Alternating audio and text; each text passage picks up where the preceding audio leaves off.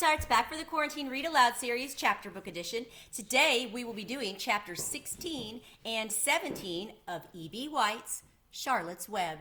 Chapter 16 is entitled Off to the Fair. The night before the county fair, everybody went to bed early. Fern and Avery were in bed by 8. Avery lay dreaming that the Ferris wheel had stopped and that he was in the top car. Fern lay dreaming that she was getting sick in the swings. Lurvy was in bed by 8:30. He lay dreaming that he was throwing baseballs at a cloth cat and winning a genuine Navajo blanket. Mr. and Mrs. Zuckerman were in bed by 9. Mrs. Zuckerman lay dreaming about a deep freeze unit. Mr. Zuckerman lay dreaming about Wilbur.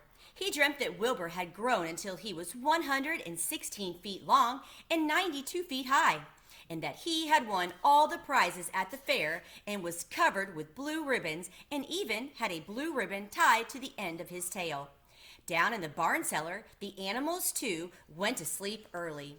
All except Charlotte. Tomorrow would be fair day. Every creature planned to get up early to see Wilbur off on his great adventure. When morning came, everybody got up at daylight. The day was hot. Up the road at the Arabelle's house, Fern lugged a pail of hot water to her room and took a sponge bath. Then she put on her prettiest dress because she knew she would see boys at the fair.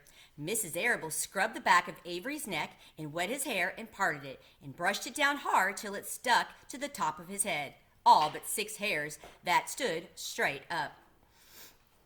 Avery put on clean underwear, clean blue jeans, and a clean shirt. Mr. Arabelle dressed, ate breakfast, and then went out and polished his truck.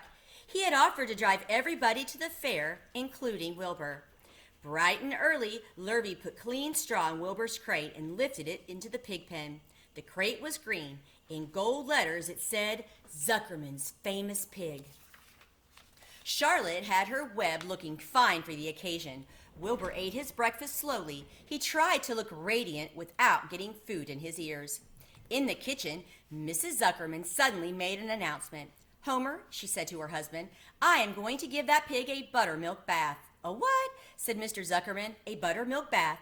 My grandmother used to bathe her pig with buttermilk when it got dirty. I just remembered. Wilbur's not dirty, said Mr. Zuckerman proudly. He's filthy behind the ears, said Mrs. Zuckerman. Every time Lurvy slops him, the food runs down around the ears. Then it dries and forms a crust. He also has a smudge on one side where he lays in the manure. He lays in clean straw, corrected Mr. Zuckerman. Well, he's dirty, and he's going to have a bath. Mr. Zuckerman sat down weakly and ate a donut. His wife went to the woodshed. When she returned, she wore rubber boots and an old raincoat, and she carried a bucket of buttermilk and a small wooden paddle. Edith, you're crazy, mumbled Zuckerman, but she paid no attention to him. Together, they walked to the pig pen. Mrs. Zuckerman wasted no time. She climbed in with Wilbur and went to work. Dipping her paddle in the buttermilk, she rubbed him all over. The geese gathered around to see the fun, and so did the sheep and lambs. Even Templeton poked his head out cautiously to watch Wilbur get a buttermilk bath. Charlotte got so interested she lowered herself on a drag line so she could see better. Wilbur stood still and closed his eyes. He could feel the buttermilk trickling down his sides. He opened his mouth and some buttermilk ran in. It was delicious. He felt radiant and happy. When Mrs. Zuckerman got through and rubbed him dry, he was the cleanest, prettiest pig she ever saw. He was pure white, pink around the ears and snout, and smooth as silk. The Zuckermans went up to change into their best clothes. Lurvy went to shave and put on his plaid shirt and his purple necktie. The animals were left to themselves in the barn. The 7 goslings paraded around and around their mother. Please, please, please take us to the fair, begged a gosling. Then all 7 began teasing to go. Please, please, please, please, please, please, please. They made quite a racket. Children, snapped the goose, we're staying quietly, iatly at home. Only Wilbur, Ilber is going to the fair. Just then, Charlotte interrupted. I shall go too, she said softly. I have decided to go with Wilbur. He may need me. We can't tell what may happen at the fairgrounds. Somebody's got to go along who knows how to write, and I think Templeton better come too. I might need somebody to run errands and do general work. I'm staying right here, grumbled the rat. I haven't the slightest interest in fairs. That's because you've never been to one, remarked the old sheep. A fair is a rat's paradise. Everybody spills food at a fair. A rat can creep out late at night and have a feast. In the horse barn, you will find oats that the trotters and pacers have spilled. In the trampled grass of the infield, you will find old discarded lunch boxes containing the foul remains of peanut butter sandwiches, hard-boiled eggs, cracker crumbs, bits of donuts, and particles of cheese. In the hard-packed dirt of the midway, after the glaring lights are out and the people have gone home to bed, you will find a veritable treasure of popcorn fragments, frozen custard dribblings, candied apples abandoned by tired children, sugar fluff crystals, salted almonds, popsicles, partially gnawed ice cream cones, and the wooden sticks of lollipops. Everywhere is loot for a rat. In tents, in booths, in haylofts. Why, a fair has enough disgusting leftover food to satisfy a whole army of rats. Templeton's eyes were blazing. Is this true? He asked. Is this appetizing yarn of yours true? I like high living, and what you say tempts me. It is true, said the old sheep. Go to the fair, Templeton. You will find that the conditions at a fair will surpass your wildest dreams. Buckets with sour mash sticking to them, tin cans containing particles of tuna fish, greasy paper bags stuffed with rotten. That's enough, cried Templeton. Don't tell me any more. I'm going. Good, said Charlotte, winking at the old sheep.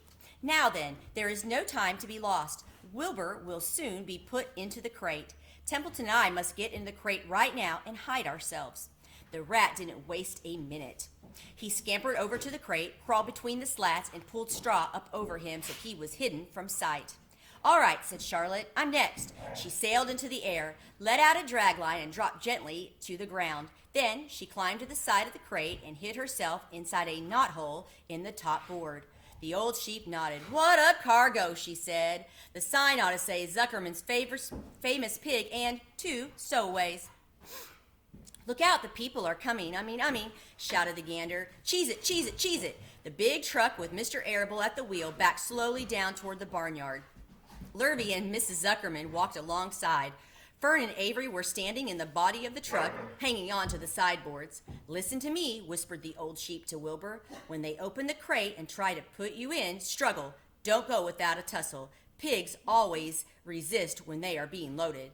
If I struggle, I'll get dirty, said Wilbur. Never mind that. Do as I say. Struggle. If you were to walk into that crate without resisting, Zuckerman might think you were bewitched. He'd be scared to go to the fair. Templeton poked his head up through the straw. Struggle if you must, said he, but kindly remember that I'm hiding down here in this crate and I don't want to be stepped on or kicked in the face or pummeled or crushed in any way or squashed or buffeted about or bruised or lacerated or scarred or biffed. Just watch what you're doing, Mr. Radiant, when they get shoving you in.